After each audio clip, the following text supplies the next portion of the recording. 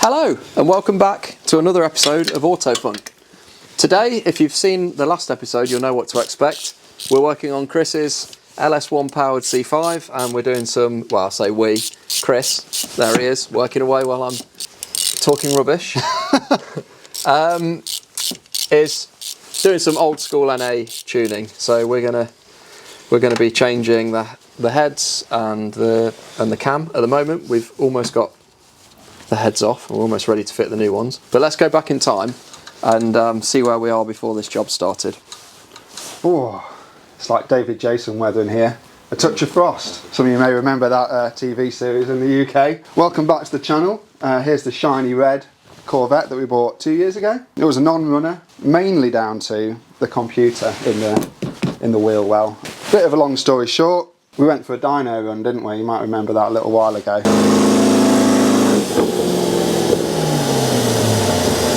And what did it make? 329 flywheel? Slightly disappointed with that. I was slightly disappointed, but I was fine, you know. It still feels fun to drive, it's still fast, okay. Went down Santa Pod, yeah. This is a mistake. Don't take your car down Santa Pod or any quarter-mile track or anything like that.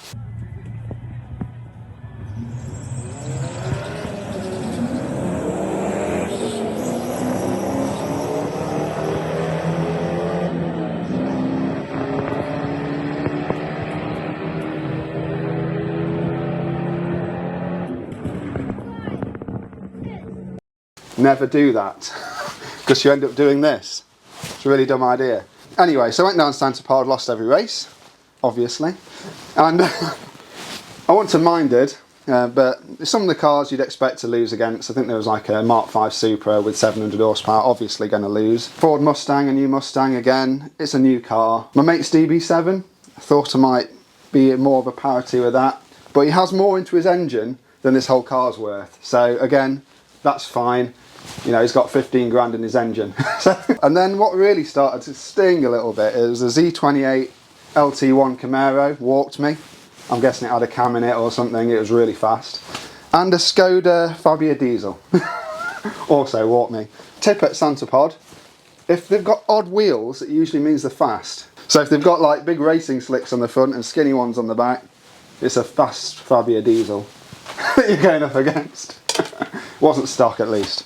Anyway, so what am I doing? I'm doing heads, cam, intake, all the stuff to try and bring this car into a bit more power. I'm not going to go for one of those, you know the cams with the 3 chillers and the sombreros on the top. I'm not going to go for one of those and just ignore everything else. I'm going to improve everything a little bit, basically. Do you want to see what's going on under the old power barn? This is where I'm at the minute. Basically, I've taken a good running car and made it not a running car anymore. But one head off, I was getting too excited and kind of started this job before Lou came around to film it. I'm glad I did though, because I've got the wrong head bolts. If you've got an 04, you need the short head bolts. 03 to 97, you need long head bolts. So at least I know I've got some ordered, new ARP head bolts on the way, so that's good. What else should we look at? I've got a cam to go in, and I know what you're going to say in the comments. You bought the wrong cam. I've born to be mild, is probably what I'd describe it as. That's exciting, isn't it? So you want reliable power? I want reliable power. I don't want it to be chopping around at idle. I don't want to be having to do 3,000 RPM to take off. I want it to also pass emissions in the UK. Yeah. In California, they've got a similar system where they stick a thing up the exhaust pipe. Car doesn't like it very much, and if you've got a choppy cam, your emissions might not be good enough. It's basically overlaps your problem. So talk to me about old school NA V8 tuning, because most people these days have turbocharged cars, you know, stuff like the B58. Oh yeah, if you've got a B58. And you basically do exhaust and remap, you decat downpipes or whatever it is, and you're making massive power. But, 140. But on those on modern turbocharged cars, you're not taking the engine to bits to do mods, are you? Whereas with this, it's a little bit different. You've got to take the engine to bits. I'm doing basically a little bit of everything. It's because it's an air pump. You've got to get air in and air out. If you just do one thing, you've still got your bottlenecks everywhere else. So I've got LS6 heads, just LS6, normal LS6 heads from Z06 with dual springs. Okay. These are from Brian Tooley Racing. These have been lightly cleaned up at the bottom, not been milled heavily or anything, just a light shave to clean up the surface. So what's the difference between these heads and the LS1 heads then? They flow better, about 10% better. Yeah. I'll put the numbers on the screen. The other thing that's different is there's slightly more compression. You've got a smaller combustion chamber, more compression, more bang. If you just did that and nothing else, you should expect about 20 horsepower. So it's not a big gain, but that's on a 300 horsepower car, 8%. It's not nothing. It's quite a lot really. This is the heart of it. I bought a Melling cam. By the way, side note, these McLaren seats are from a 650S. These are going in Kev. So there'll be a video on that coming soon. I thought they're from an MP12-4C. I think they might be the same. There we go, there's my cam. It's amazing how these things are packaged, just shoved in a cardboard box. You know how 1,000 horsepower, well, 500 horsepower, McLaren engines are built all in a nice factory and all sealed perfectly. No, we just shove it in a cardboard box and send it to you. It's fine. It's madness. The way they usually make cams have a higher lift is by reducing the base circle. So that's the base circle. Yeah. And then you fit usually longer push rods to compensate for that. Yeah. So it'll lift it further. This one is quite a mild cam. So I've gone for a 216, 220 duration. And I have gone for a LSA of 112 because that's what was available from Rock Auto. And, you know, I could get one of the hot Brian Tooley ones and things like that. But then I'd have an overlap, a positive overlap. A positive overlap means that the intake and the exhaust valves are open at the same time. And then you fail emissions, I think, essentially from what I can tell on the internet. So this has a negative overlap of -6. Your intake and exhaust are never open at the same time, never basically. Open at the same time. A stock LS1 cam is about 198 duration, and an overlap of about -16 or something. It's really, really mild. This is closer to, imagine the difference between a stock LS1 and a Z06. Again, I know people in the comments are going to be screaming and saying that's a truck cam, but what I want is low end torque. I don't want to have to rev it to 6,000 RPM to get any power out of it. And you want it to idle nicely. I want it to idle nicely. And pass emissions. Pass emissions. And still drive like a normal-ish Corvette, really, just a bit more grunt. Cool. So that's why I've gone for a fairly mild cam. Maybe it's a mistake going that mild. I'm sure people will say it is. When I post it on the Corvette forum, they all say, you know, get one of these 240 duration and 650 lift, and then you've got to worry about different pistons. And it's a halfway house. It's a stock cam's about 495, 500 lift, and this is 550 lift. The hottest you can get is about 650 lift, and then you've got to put different pistons in it, really. So getting down to brass tacks then, when all of this is installed, what do you think your power uplift will be? I imagine, and we'll put this on a dyno, I'm hoping that it will be about 400, 430 crank. So you want to have an 80 horsepower 80 to 100 gain. horsepower gain. Which I think is achievable. So I'll have 20 out of that, 50 out of that, a tune, I've got my intake. So you're going to have it remapped as well? Yeah, you're going to have it mapped, coat with the cam. Yeah. Its primary cats have been removed from the manifolds as well, not me. Were they already off? Yeah, they're already gone. Yeah. So in theory, I've got slightly better flowing exhaust, better intake, better heads, more lift. It's across the whole system. There's going to be more flow across the whole thing. All right. Fingers crossed. So today then, you've got the right hand head off. Yeah. It all looks fairly clean in there, and I suspect that somebody's been in here before because this has got the later style lifter in it. So it's enclosed. The earlier ones are open here. So I think someone might have been in here before.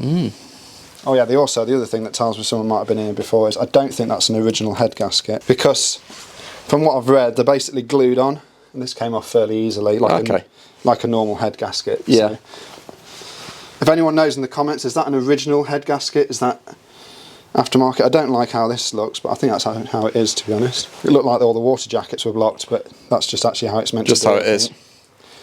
As a first glance. But you never had any cooling problems, have you? No. So fine. Today then we've got to take the left hand head off. Yeah. And are you going to extract the cam today, or is that a job for another day? That might be a job for another day. I mean, normally you wouldn't change the heads or have the heads off to do the cam. Yeah. So I've not got loads of room, and I don't want parts absolutely everywhere. So what I want to do first is swap the heads and get it to a state where I've got the heads on, obviously all the lifters in, The heads have to be off to remove the cam. No, most people would not remove the heads changing the cam. Right. It comes out the front. You've got to get the harmonic balancer off, water pump, steering rack has to come out, and I've already got enough parts lying around, so I'd quite like to have the engine back sealed with all the intake on. Obviously I can't put the coil packs back on and everything because you need to have the valve cover off to put the push rods in afterwards. Cool. All right. So essentially then, because of the limitations of the garage space and time and stuff. Yeah, working in a garage. It's going to be head change first, and then as a separate job, take the cam out. So to recap, the heads are basically all top work, let's say. Once that's all buttoned down and done, you remove the majority of the components at the front of the engine, like the radiator, the harmonic balancer, etc. Yeah. Then you slide the cam out of the front, yeah? Yeah, and you have to take the radiator out, obviously, because the cam's that long, and you need enough forward to get it out of the front. It is possible with a bit of jiggery pokery to get it out the front. So shall we get cracking and get this head off? Take this side off, yeah. All right, let's do it. So basically, to get this head off, this is actually the slightly harder head to get off because you've got the alternator and the power steering fluid in the way. But basically, you've got to take the coil packs off, valve cover, push rods out, alternator, head off, and obviously alternator bracket. Then you're pretty much there, really. An exhaust manifold as well. Are these the head bolts? These are some of the head bolts. Yeah. Most of them are inside. Well, 5 of them are inside, and 5 of them are underneath the exhaust manifold. So the exhaust manifold also has to come off. Yeah. But I'm going to go and get some tools because I've left them in the back of the Porsche from the other day when we were putting your suspension back together. On Kev. First thing I'm going to do is protect the right-hand side of the engine from getting any bolts or debris in there. And the best thing I've got for that is the head. Here's the head. It's the perfect shape to cover that hole, isn't it? So you're just going to rest the old old head on the dowels, just to stop bolts or anything falling in there. There we go. It's just rests on the dowels, and that'll do, won't it? That sort of neatens it up a little bit. Put the cover on there. Oh look, it's a working engine again.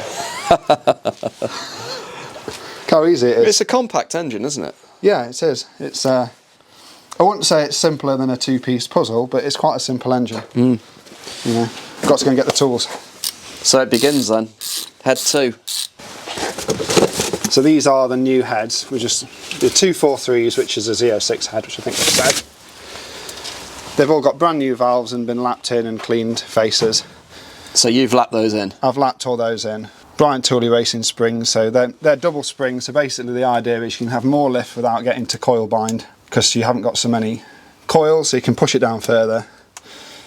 And they are quite strong. Now these heads came off a race car, and basically one of the valves failed. It had the standard Z06 valves, LS6 valves are hollow, hollow stem. Yeah.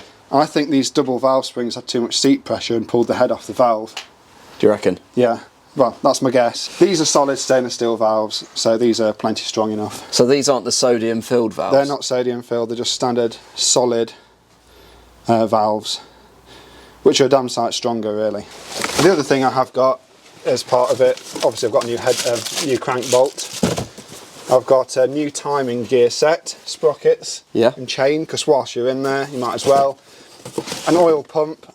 Having run Porsche Boxster for years, I can't believe how cheap Corvette parts are. So you may as well just, new lifters. Just change literally everything. Change literally everything, because if the lifter goes wrong, the whole engine goes wrong. So I've got literally everything to make it basically a new engine besides the bearings and the pistons and the rods and the block. So other than that, it will be basically a whole new engine, which is fun. These are all loose. That's an interesting revelation. So the coil packs are about ready to come out, but we've got to take the tension off this belt and remove the alternator just to give a bit more access. Oh, it should come off, shouldn't it? Got it? Yeah, that's it.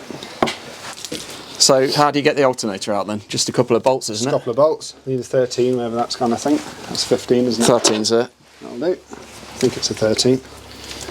Looks about 13 size. Yeah. Battery off? Yes. Yeah. I think so. That's righty tighty. That's lefty loosey. Is that right? There we go. Perfect. I can spin back on that. 15. top one out. Top one's loose, yeah. I'll just come out of here. What I'll do is I'll keep the bolts in here, so I know what they're for. It makes sense, doesn't it? There's the other one here. So this should just lift out now. I should just get out of there. There we go. Cool. It's So nice that it comes out as one neat package, isn't it? Yeah, it's one piece, easy peasy.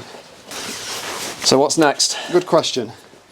Options are, and I think I might go for exhaust manifold, or this bracket I think also needs to come off. I'd go exhaust manifold. Exhaust manifold next. Yeah. So Chris, we got the car in the air. Chris is just underneath unbolting the exhaust manifold. So this is what we've got to take off. There's a few bolts and then one underneath. I don't know if you'll be able to see him. I've unbolted the my lower exhaust manifold bolts. So I put brass nuts on there. From a previous job. From a previous job, when I did the starter motor a little while ago. 3, 2, 1, and we will switch to the manifold coming out now. Just a bit of jiggery pokery to get it out. Oh, actually it's quite easy now. There it is. Aha. I think there was supposed to be a cat in there at some point. So Next bit, sensibly, I think, is to try and get this loose bracket. these are what have got to come out because this bracket is connected to the head. Is that lefty loosey? I think it is. Yeah. And then there is one here, isn't there? Yeah. Right in the bowels of it, which actually is going to be not very easy because as soon as I put the spanner in there, it's going to get stuck. It's going.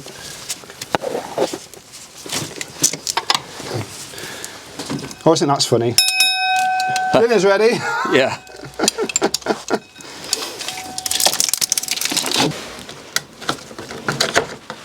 There we go. Look how clean the radiator packs are.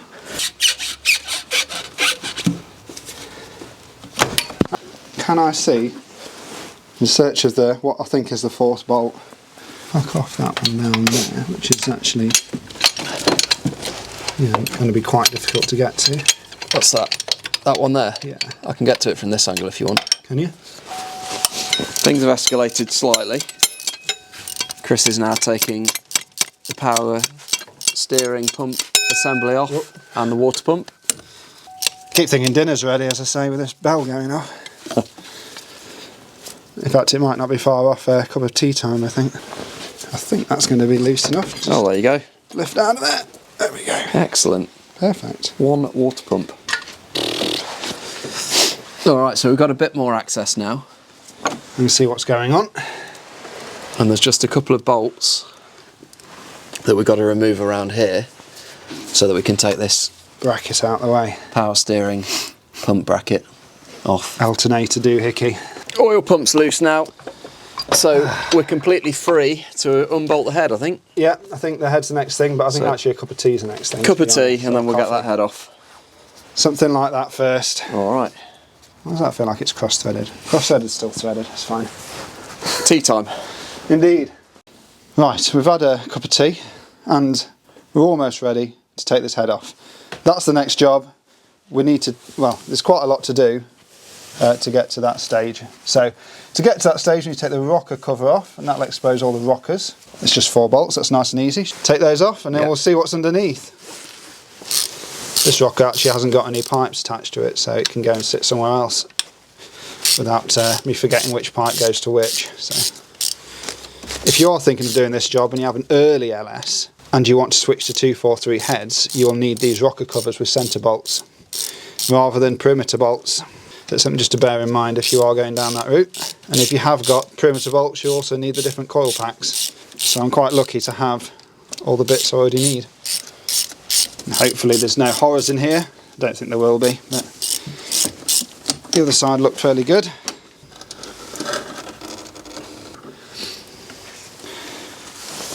One thing to note, these are also identical on both sides.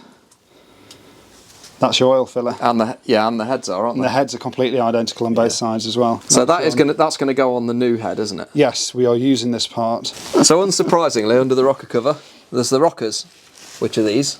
These are the valve springs. And what else have we got under there, Chris?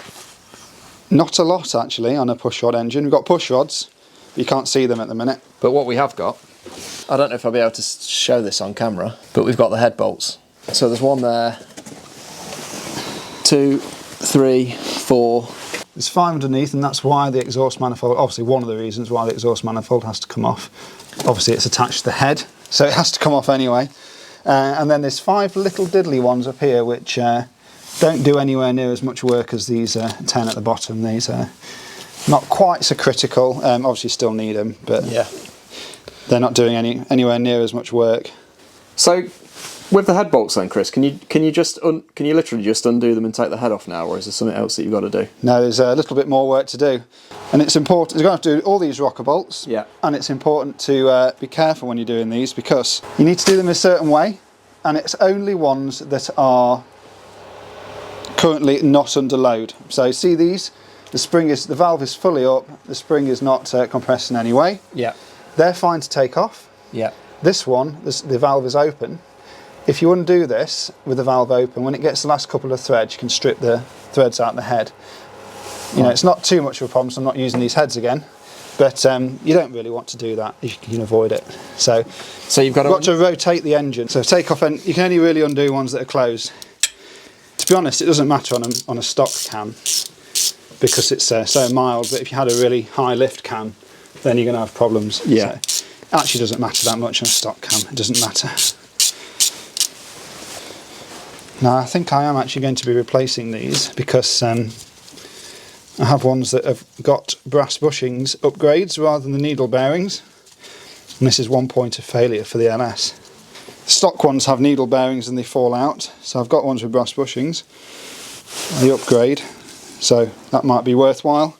Nice upgrade whilst I'm in there. And what are you doing with the push rods? Are you replacing these? I'm going to have to measure with the new cam in the length of the push rod. It might happen that these are the correct length. I have also got some that are slightly shorter. Yeah. That I got with the other stuff I bought with the heads, but it might also need ones that are slightly longer. Who knows? We'll cross that bridge when we come to it. Exactly. Unfortunately, I haven't got the correct tool for the job. This is completely flat and this is recessed, so it's not the easiest. So forgive me if I look like a complete fool doing this, but there we go. Yep. Pressure's off that, so I can undo those without fear of stripping the bolts. Couldn't film both at once, but Chris has turned the engine to raise this lifter, which means that you're not going to strip the bolts when it's undone. Because it's not under any load. There's only two to do, isn't there? There's this one and then the one on cylinder 7. There's only really 4 valves open really at any one time.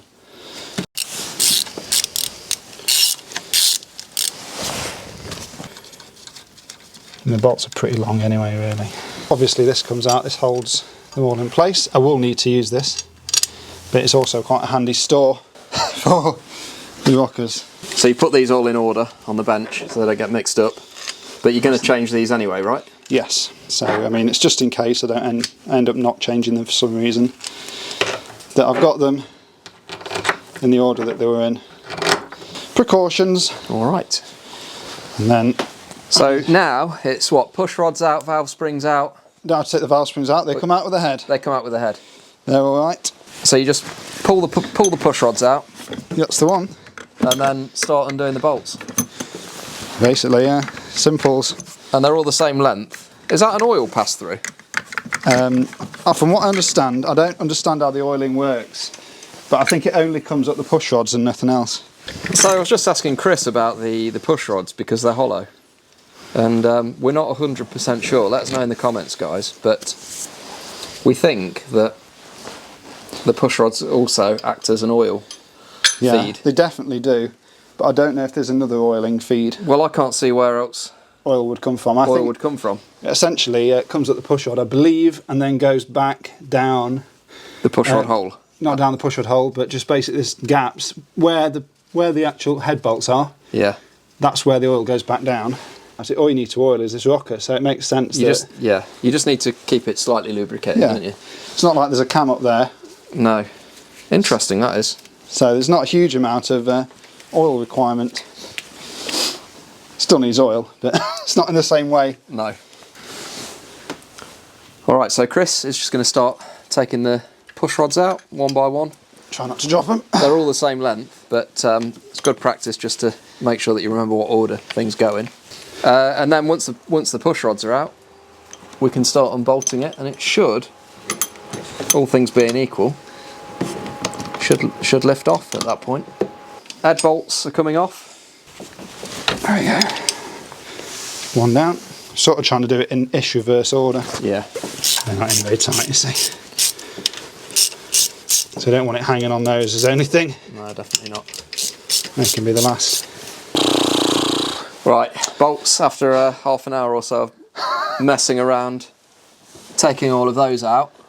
The head is now bolt free, and in theory, should be movable. ready for the divorce, isn't it? Should be movable. Go on then. Oh, Chris is worried that there's going to be a bracket on the back of it that you can't see. There might be.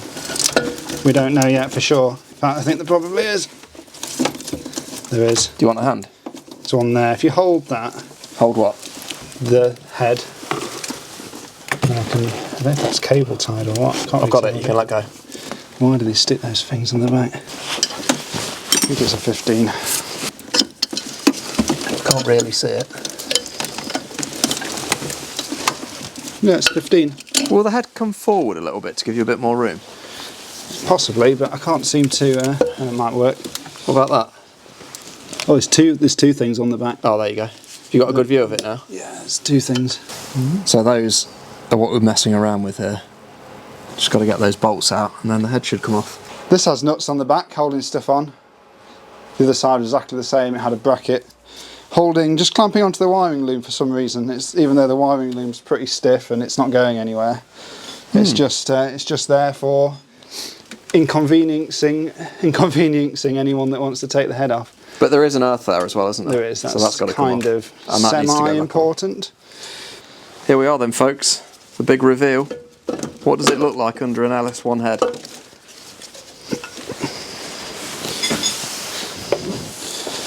The head gasket looks in really good nick, actually. There's quite a lot of like silty water build-up. Yeah, there is. Yeah. I think this is original, isn't it? What, that head gasket? Yeah. Has the other one been changed, do you think? No, that was original as well. I think it's the same, isn't it? Be nice if there was a date on it. I think they're the same. But yeah, they look the same. I think they look like an OEM head gasket. So again, these are both the same. They've not got an upside down and a right way around. It's just got a front and back. So that one goes like that, and that one goes like that. Should we call it a day for this video? I think so. Right, so what's going to happen now, off camera, is Chris, we'll take this off just for a laugh. Yeah, peel it off. Does that just peel off? Just peels off. There we go. Oh, that looks even more fun than the other side. Oh, look at that. Satisfying, I spent a long time getting this side to look like that. So, there we go. There's the head gasket. Get out of there. No brakes in it. So, what's going to happen off camera is Chris is going to painstakingly clean this mating surface up. Spent about 18 years of my life doing that. And you're going to join us in part 2 when we're going to put the heads back on, torque them down. That's what you're using, is it? A plastic scraper, because it's aluminium, isn't it, the block, so. Well, why is there a razor blade on there? Just so it's anything really stubborn. Yeah, okay. Yeah, he's not going to be attacking it with anything metal. But yeah, Chris... Don't use emery cloth on it. Chris it all goes in the engine. Oh, shite, yeah. Chris is going to clean all this down, and you'll join us in the next episode when we're going to put the heads on and then start to take the steering rack out, take the harmonic balancer off, the bracket for the ABS unit's got to go. So yeah, a load of this gubbins, radiators all got to come out. That's all of this. You can leave the AC condenser in. All of this has to be removed so that we can the bonnet slide the will come cam off out. at that point as well. Yeah. Our work is done, and now it's time for... I've got loads of these Rock Auto fridge magnets, by the way, from the Z01 parts if you want any of them. Oh, I love Rock Auto fridge magnets. Check out Chris's beer fridge. If this was in my house, Carlo would have had them all. How come you got so many beers? Because tonic water. I like a drink, so I do, as they say. Wine. I like a drink. I'll probably go for one of those Hobgoblin sessions if that's all right. Yeah, they're good. They're solid. Do you want one? Yeah, they're solid beer. I love those. It's a nice, staple. easy drinking light and beer. he's topping up. They've got these pronies to put in as well. So that's pretty good. Shit the bed. And All right. it's not even complete. There's a wine rack over there. Where? Oh yeah. Cool. Piss heads. Right, let's get that out of there. Right. So as always guys, thanks so much for watching. If you like the video and like what we do, please leave a comment, click that subscribe button, it really helps. And yeah, we'll see you for another episode very soon. Cheers. Cheers. Cheers. Cheers.